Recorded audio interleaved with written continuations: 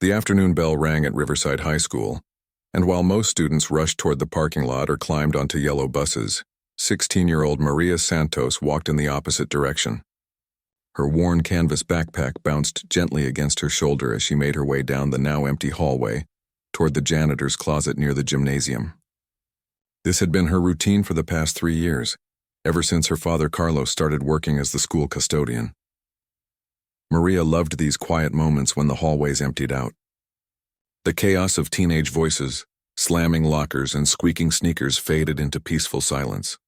She could finally breathe without feeling like everyone was watching her, whispering about her or making jokes just loud enough for her to hear. During school hours, she was invisible in all the wrong ways. Students would point and whisper when they thought she wasn't looking, calling her the janitor's kid, or making comments about her clothes that came from the local thrift store. Her father Carlos took pride in his work, though. Maria had watched him transform from a man who struggled to find steady employment to someone who genuinely cared about keeping the school clean and safe for everyone. He would arrive at 5 in the morning to prepare the building before students arrived, and he wouldn't leave until after 6 in the evening when every classroom was spotless and every trash can was empty. Carlos never complained, never showed embarrassment about his job, and always reminded Maria that honest work was nothing to be ashamed of.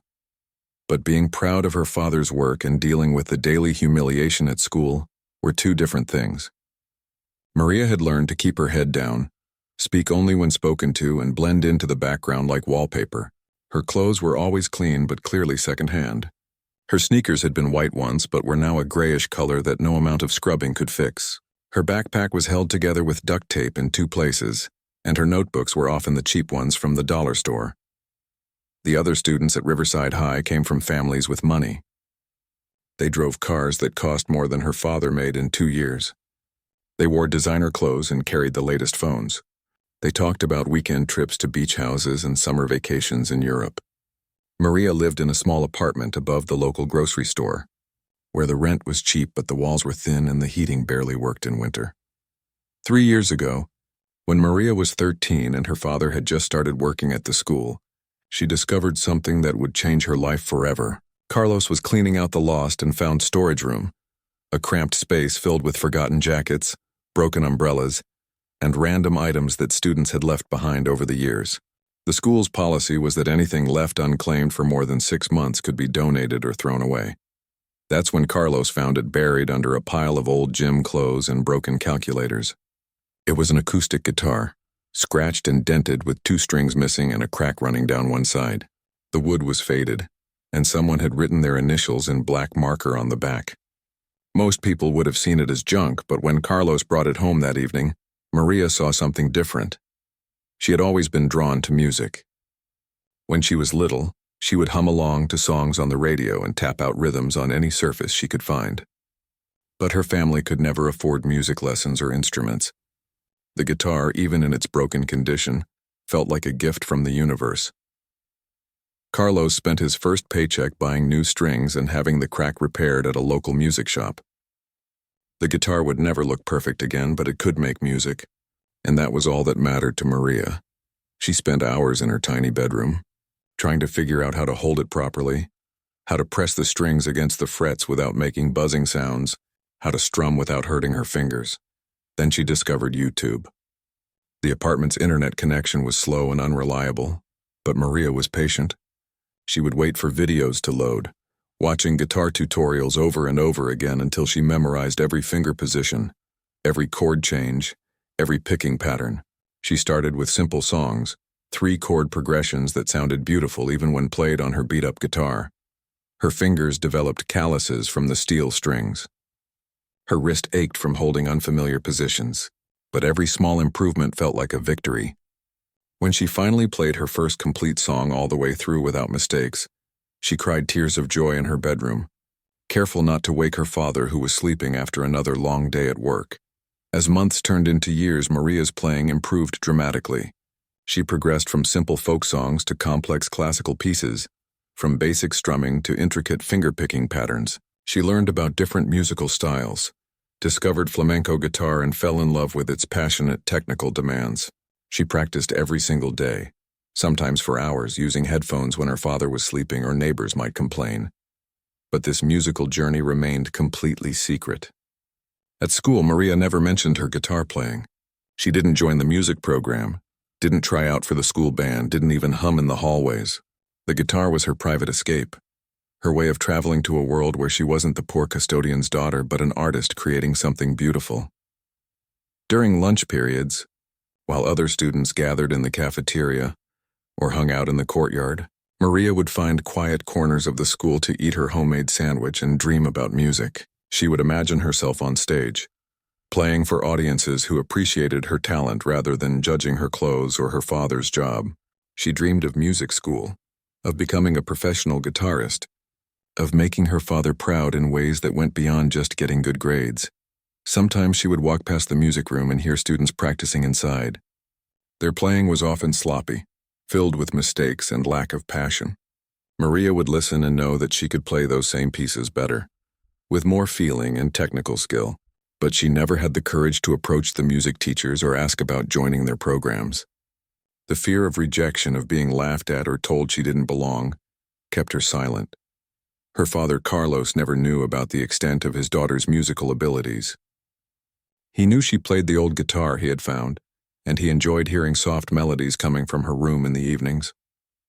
But he had no idea that Maria had taught herself to play pieces that would challenge advanced music students, that she had developed a skill level that most people took years of expensive lessons to achieve.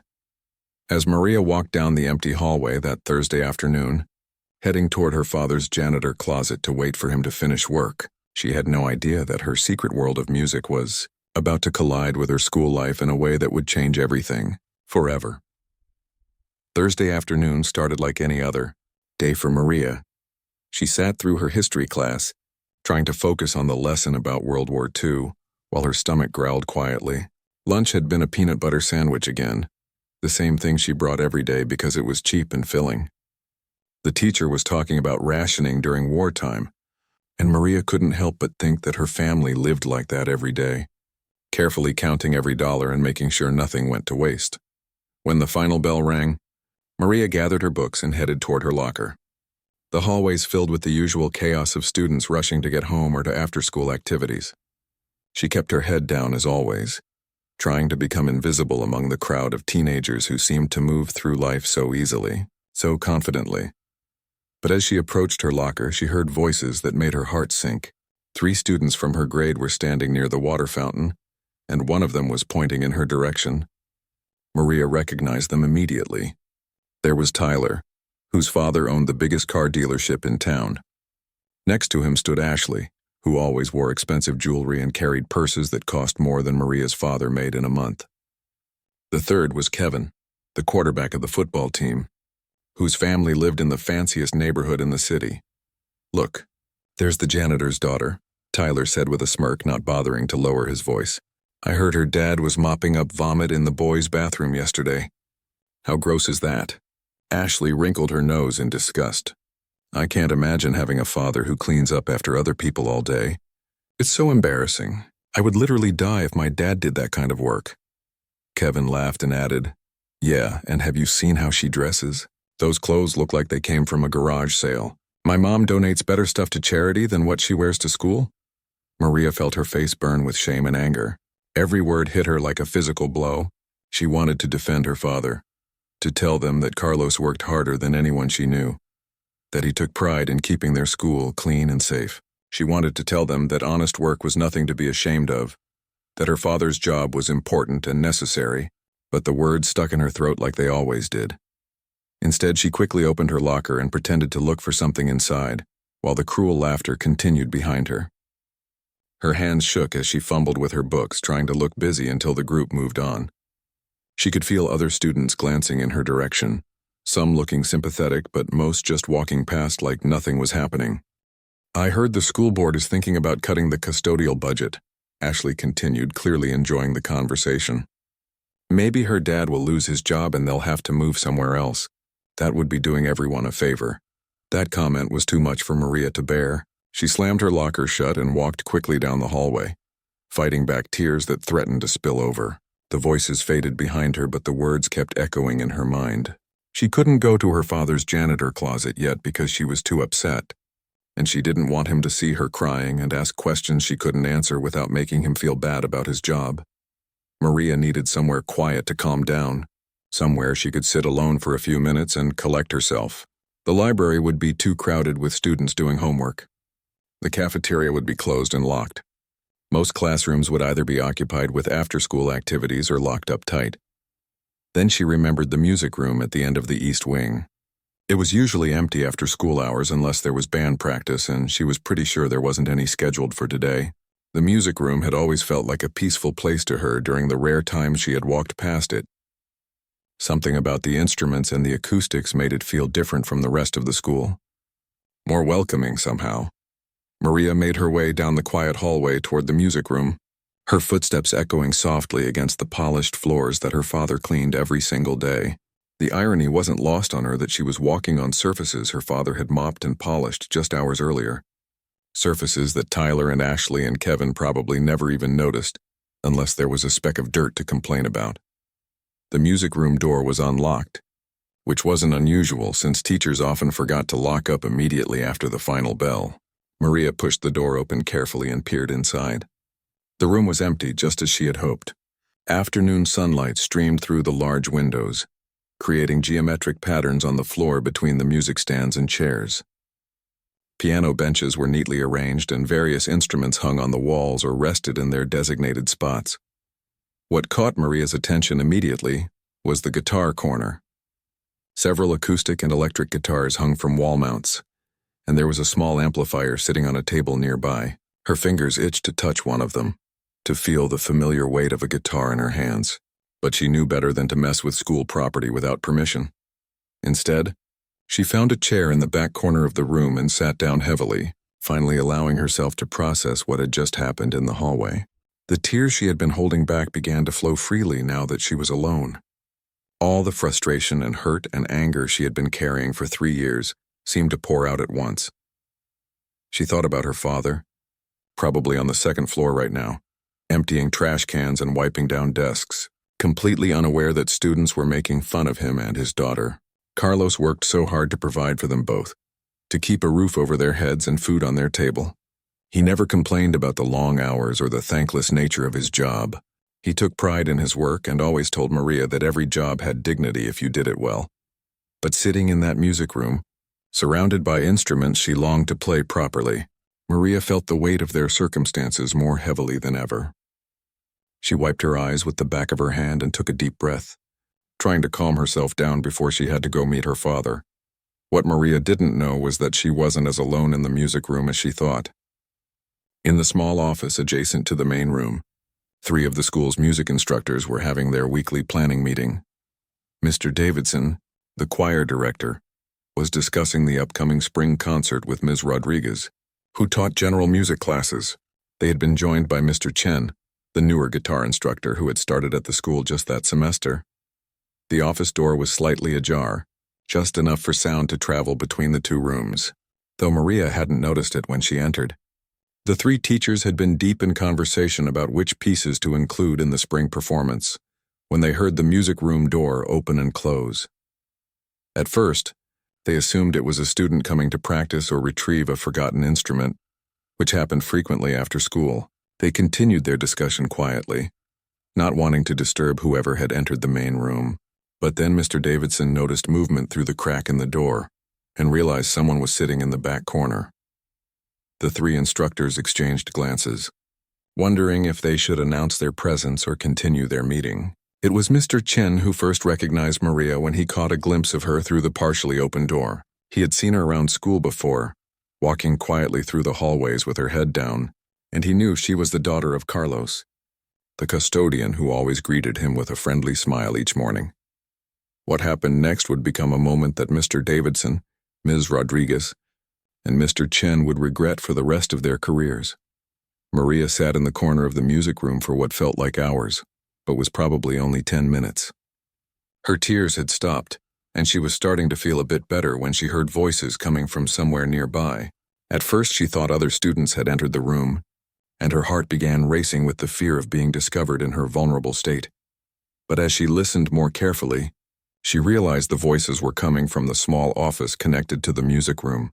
Through the partially open door, she could make out the conversation between what sounded like teachers discussing concert preparations and scheduling conflicts.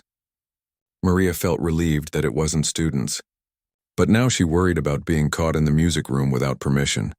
She was about to quietly slip out when one of the guitars hanging on the wall caught her eye. It was a beautiful classical guitar with a warm, honey-colored wood finish. The afternoon sunlight was hitting it just right, making it seem to glow. Something about seeing that instrument called to her in a way she couldn't explain. After the horrible encounter in the hallway, after feeling so powerless and small, Maria found herself drawn to the one thing that had always brought her comfort and strength. Before she could talk herself out of it, Maria stood up and walked over to the guitar. She carefully lifted it from its wall mount, surprised by how light and well-balanced it felt compared to her old beat-up instrument at home. The strings were perfectly tuned, and when she ran her fingers across them, they produced a clear, beautiful sound that resonated through the room. Maria sat back down and positioned the guitar properly in her lap.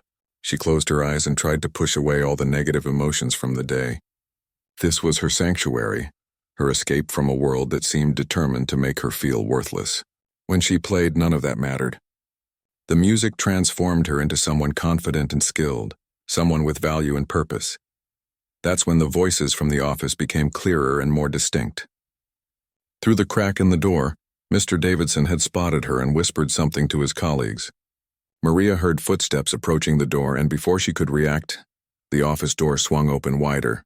"Well, well, well," Mr. Davidson said in a tone that immediately made Maria's stomach drop. "What do we have here? Looks like we have a new virtuoso in our midst." His voice carried the same mocking edge she had heard from the students earlier, and Maria realized with horror that even the teachers saw her as nothing more than a joke. Ms. Rodriguez stepped out behind him, followed by Mr. Chen. All three teachers were looking at Maria with expressions that clearly showed they found the situation amusing rather than encouraging. Ms. Rodriguez actually chuckled and said, "I didn't know we had any hidden musical talent wandering our halls after school hours." Mr. Chen, who should have been supportive as the guitar instructor, crossed his arms and added, "Since you're already holding the instrument, why don't you play something for us? Let's see what the custodian's daughter can do with a real guitar." The way he emphasized real guitar made it clear that he assumed Maria had no actual skill or training. All three teachers seemed to be enjoying what they obviously thought would be an embarrassing moment for a girl who had no business touching their expensive school instruments. Maria felt her face burning with humiliation. Every instinct told her to put the guitar down, apologize, and run out of the room as quickly as possible. That's clearly what they expected her to do. They wanted to see her stumble through a few simple chords, maybe play Twinkle, Twinkle, Little Star, or attempt some basic strumming pattern that would prove she was exactly what they assumed she was. But something deeper inside Maria rebelled against their expectations. She thought about her father, working tirelessly to keep their school clean while people like these teachers probably never even acknowledged his existence. She thought about the 3 years she had spent teaching herself guitar, practicing until her fingers bled, learning pieces that most students never attempted. She thought about every moment of doubt, every hour of secret practice, every dream she had buried because people told her she didn't belong. Instead of putting the guitar down, Maria adjusted her grip and looked directly at the three teachers. "All right," she said quietly, her voice steadier than she felt. "I'll play something for you."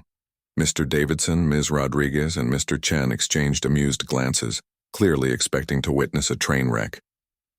They were probably already planning how they would gently but firmly explain to Maria that the music room wasn't a place for students to experiment with instruments they didn't know how to play.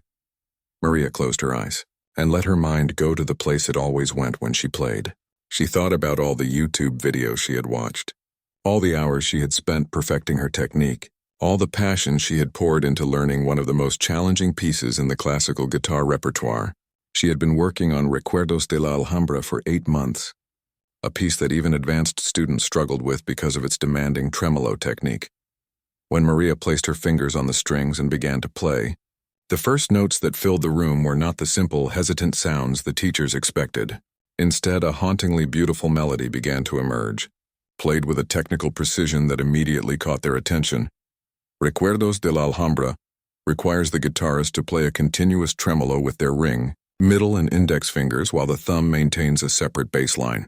It's a technique that takes years to master, demanding incredible finger independence and control. Most guitar students don't attempt it until they've been playing for several years, and even then few can execute it with the smooth, flowing quality that makes the piece truly beautiful. But Maria's fingers moved across the strings with an almost impossible fluidity. The tremolo was so perfectly executed that the melody seemed to float above the bass notes like a voice singing a wordless song. Each note was crystal clear with no buzzing or missed connections. Her right hand maintained the complex picking pattern without any visible strain, while her left hand moved smoothly up and down the neck, finding each position with absolute accuracy. The teachers amused. Expressions began to change within the first 30 seconds. Mr. Davidson's smirk faded as he realized this wasn't a beginner stumbling through a simple song. Ms. Rodriguez's eyes widened as she recognized the difficulty of what Maria was playing. But it was Mr. Chen who truly understood the magnitude of what he was witnessing. As the guitar instructor, Mr. Chen knew exactly how challenging Recuerdos de la Alhambra was to play well. He had been teaching guitar for over 20 years, and he had seen countless students attempt this piece with varying degrees of success. What Maria was doing went far beyond success. She was playing with a level of technical mastery and musical sensitivity that he rarely encountered even among his most advanced students. The piece continued for several minutes, and with each passing moment, the teachers found themselves more and more captivated. Maria played with her eyes closed, completely lost in the music. Her body swayed slightly with the rhythm, and her face showed an expression of pure concentration and joy that transformed her from the quiet, invisible girl they thought they knew into a true artist. The melody of Recuerdos de la Alhambra tells the story of memories and longing, and Maria poured all of her own experiences into every note. 3 years of secret practice, countless hours of frustration and breakthrough, all the dreams she had never dared to speak aloud. Everything flowed through her fingers and into the music. When Maria finally played the last note and let it ring out into the silence of the room, she slowly opened her eyes. The expression on the 3 teachers' faces told her everything she needed to know. The mockery was gone, replaced by something she had never seen directed at her before: genuine awe and respect. The silence that filled the music room after Maria's last note faded away was unlike anything the 3 teachers had ever experienced. It wasn't just quiet, it was the kind of complete, stunned silence that happens when something so unexpected and beautiful occurs that it temporarily stops all normal thought and conversation. Maria slowly opened her eyes and carefully placed the guitar back in her lap. Her heart was beating fast, not from nervousness about playing, but from the emotional release that always came when she finished a difficult piece. For those few minutes, she had been completely lost in the music, forgetting about the teachers watching her, forgetting about the cruel comments from earlier, forgetting about everything except the beautiful sounds flowing from her fingers. But now, as she looked up at the 3 adults standing in front of her, reality came rushing back. Mr. Davidson's mouth was hanging open slightly, his eyes wide with disbelief. Ms. Rodriguez had her hand pressed against her chest, as if trying to calm her own racing heart. Mr. Chen was staring at Maria like he was seeing her for the very first time, which in many ways he was. The silence stretched on for what felt like forever. Maria began to worry that maybe she had done something wrong by playing their guitar without permission. Maybe they were angry that she had touched school property. Maybe she was in trouble and they were just trying to figure out what to say to her. She started to stand up, ready to apologize and leave quickly before the situation got worse. That's when Mr. Chen finally found his voice. He started, then stopped and cleared his throat. His voice came out as barely more than a whisper. "Where did you learn to play like that?" The question hung in the air between them. Maria looked down at her hands, which were still trembling slightly from the intensity of the performance. She had kept her musical abilities secret for so long that talking about them felt strange and vulnerable. "I taught myself," she said quietly, her voice so soft that the teachers had to lean forward to hear her. "I've been learning from videos online for about 3 years now." Mr. Chen's eyebrows shot up so high they almost disappeared into his hairline. 3 years? You've only been playing for 3 years? He shook his head in amazement. "I have students who have been taking lessons for 5 or 6 years who can't play half as well as what you just did." Ms. Rodriguez finally seemed to snap out of her shocked state. She walked over to one of the chairs and sat down heavily, as if her legs could no longer support her. That was extraordinary, she said, her voice filled with genuine awe. I've never heard a student play with that level of skill and emotion. Not here, not anywhere. But it was Mr. Davidson's reaction that really showed how completely the situation had changed.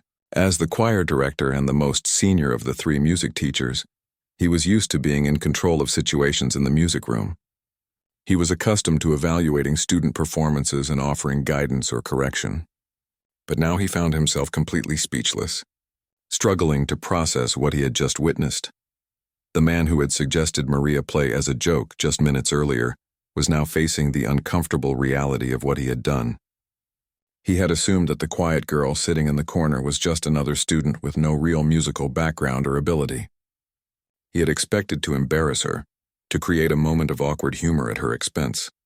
Instead, he had just witnessed one of the most skilled guitar performances he had ever heard in his 30 years of teaching. Maria, Mr. Davidson said, and for the first time, his voice carried none of the mocking tone from before. I need to ask you something, and I want you to be completely honest with me. Have you ever had any formal music training? Any lessons at all? Maria shook her head. No, sir. My family can't afford music lessons. I learned everything from watching videos and practicing on an old guitar my father found in the school's lost and found. The three teachers exchanged looks that communicated more than words ever could. They were all thinking the same thing. Here was a student with extraordinary natural talent who had developed advanced skills through nothing but determination and self-discipline. While they had almost dismissed her as a joke, Mr. Chen sat down next to Ms. Rodriguez, running his hands through his hair. This is incredible, he said, more to himself than to anyone else. Do you realize what you just played? Recuerdos de la Alhambra is one of the most technically demanding pieces in the classical guitar repertoire. I have students who have been taking lessons for years who wouldn't dare attempt it. And the way you played it? Ms. Rodriguez added, her voice filled with admiration. The tremolo technique was flawless. The musicality, the expression, it was like listening to a professional performer. Maria felt a mixture of pride and confusion. She had never received this kind of praise for her playing before. At home, her father enjoyed hearing her practice, but he didn't know enough about music to understand the technical difficulty of what she was learning. At school, no one even knew she played guitar. This was the first time anyone with musical knowledge had heard her play, and their reactions were overwhelming. But along with the praise, Maria could see something else in the teachers' faces: shame. Mr. Davidson kept looking down at the floor, unable to meet her eyes. His face had turned red, and he seemed to be struggling with something internal. Maria, he finally said, his voice heavy with regret. I owe you an apology. A sincere, heartfelt apology. When I saw you in here with the guitar, I made assumptions about you that were completely wrong and unfair. I suggested you play because I thought it would be amusing to hear someone with no training attempt to play a school instrument. The honesty of his admission hung in the air. Maria could see that this confession was difficult for him, but she could also see that he meant every word. Ms. Rodriguez nodded in agreement. We all did, she said sadly. We saw you sitting there, and instead of offering encouragement or asking if you needed help, we immediately assumed you didn't belong in the music room. We judged you based on things that have nothing to do with your musical ability or your worth as a person. Mr. Chen leaned forward in his chair, his expression serious. Maria, what we just witnessed changes everything. Your talent is extraordinary. But more than that, your dedication to learning on your own shows a level of commitment and passion that can't be taught. Most students give up when things get difficult, but you clearly pushed through every challenge and kept improving. How often do you practice? Ms. Rodriguez asked, genuinely curious. Every day, Maria replied. Usually for 2 or 3 hours after my father and I get home. Sometimes more on weekends. The teachers exchanged another look of amazement.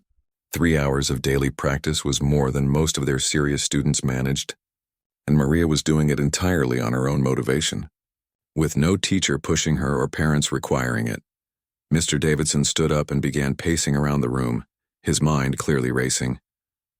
This is unacceptable, he said, but Maria quickly realized he wasn't talking about her playing. He was talking about the situation itself. Here we have a student with this level of talent and dedication, and she's been sitting in our school for 3 years without any of us knowing about it. Without any of us bothering to find out who she really is or what she's capable of. It's worse than that, Mr. Chen said quietly. We almost made fun of her. We almost turned what should have been an encouraging moment into something humiliating. If she hadn't been brave enough to actually play for us. He didn't finish the sentence, but everyone in the room understood what he meant. If Maria had been too intimidated to play, or if she had only known simple songs, their mockery would have succeeded in embarrassing her. They would have sent her away feeling ashamed and possibly convinced that music wasn't for people like her. The weight of what almost happened settled over all of them.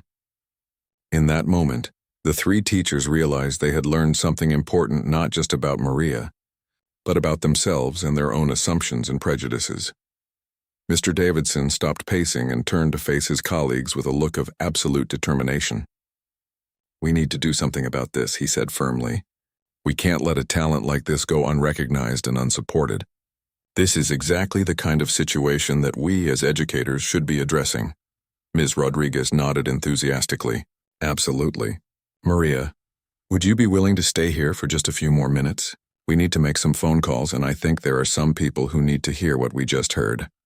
Maria looked confused and a little worried. Am I in trouble for using the guitar without permission? She asked quietly. Mr. Chen stood up and walked over to her. Maria, you are the furthest thing from trouble. What you just did was extraordinary, and we want to make sure you get the recognition and support you deserve. But first, I need to ask you something important. Would you be interested in studying music seriously? I mean really seriously, with proper instruction and opportunities to perform? The question caught Maria off guard. She had dreamed about studying music for years, but it had always seemed impossible. Music lessons cost money her family didn't have. Music schools were for students whose parents could afford expensive instruments and private teachers. She had never imagined that her secret guitar playing could lead to real opportunities. I would love that more than anything, she said honestly, but my father and we can't afford music lessons or anything like that. Don't worry about that right now, Mr. Davidson said with a smile that was completely different from his earlier expression. Just tell me this, are you willing to let us help you? Because I think we might be able to arrange something that could change everything for you. While Maria tried to process what was happening, Mr. Davidson was already on his phone calling the principal. Ms. Rodriguez was texting someone rapidly, and Mr. Chen was pulling out his laptop and searching for something on the internet. Principal Johnson? Mr. Davidson said into his phone. I know it's after hours, but could you possibly come down to the music room? We have a situation here that you absolutely need to see and hear for yourself. Yes, I know how that sounds, but I'm completely serious. This could be one of the most important discoveries we've made in years. Within 10 minutes, Principal Johnson arrived at the music room, looking slightly annoyed at being called back to school so late in the day. He was a practical man who dealt with budgets and discipline issues and parent complaints, and he clearly wasn't sure why 3 music teachers thought something was urgent enough to interrupt his evening. This better be good, he said as he entered the room. I was supposed to meet my wife for dinner 20 minutes ago. Maria, Mr. Chen said gently, would you be willing to play something for Principal Johnson? Maybe not the entire piece this time, just enough to show him what you can do. Maria felt nervous about performing again, especially for the principal, but she could see the excitement and hope in the teachers' faces. She picked up the guitar again and played the opening section of Recuerdos de la Alhambra, about 2 minutes. Of the most beautiful and technically demanding parts, Principal Johnson's expression changed completely as he listened. He had attended dozens of school concerts and music recitals over the years, but he had never heard anything like this coming from a student in his school. When Maria finished, he sat down heavily in one of the chairs. How long has she been taking lessons? He asked Mr. Chen. That's just it, Mr. Chen replied. She's never had a single lesson. She taught herself everything by watching videos online and practicing on an old guitar her father found in our Lost and Found. The principal looked at Maria with new respect. Young lady, do you realize how extraordinary what you just did is? I've heard professional musicians who don't play with that level of skill and emotion. Over the next hour, the music room became the center of a whirlwind of activity. Mr. Davidson called the district's fine arts coordinator. Ms. Rodriguez contacted a friend who worked at the state. University's music department, Mr. Chen reached out to several professional musicians he knew in the area. Each conversation followed the same pattern. The person on the other end would start out skeptical, then become interested, then insist on hearing Maria play over the phone, then demand to meet her in person as soon as possible. Principal Johnson, meanwhile, was already working on the practical aspects. "We need to get you enrolled in our advanced music program immediately," he told Maria. "And I think we can arrange for some scholarship opportunities that might help with private lessons and maybe even college preparation. There's something else," Mr. Chen said, pulling Principal Johnson aside. "I've been thinking about this and I want to offer to mentor Maria personally. No charge, no fees. I've been teaching for 20 years, and I've never encountered raw talent like this combined with this level of self-discipline and dedication."